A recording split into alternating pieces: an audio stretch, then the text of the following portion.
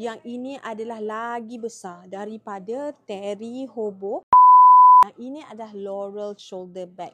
Kalau tengok Laurel dengan Terry Hobo, dia beza sikit. Yang ini jenis lebar dan tinggi dan bentuk dia macam ni, 4 segi dekat bahagian bawah. Sempena musim bunga keluar yang ni. Tengok. Lawa sis, yang ini limited edition ni. Lawa sangat-sangat. So yang ini kalau you all suka, you all boleh dapatkan. Tengok shoulder bag ni, dia jenis macam ni.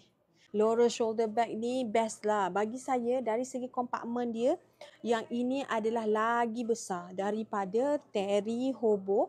And personally saya rasa ramai juga yang style macam ni sebab dia rasa kompartmen dia lagi luas untuk isi barang-barang personal. So you all boleh dapatkan Laurel. Jadi pun cantik jugalah. Yang ni cantik lah warna ni. So Laurel ada dua saiz besar dan saiz kecil. Kalau kita tengok dekat sini, ini saiz kecil. Yang ini saiz besar.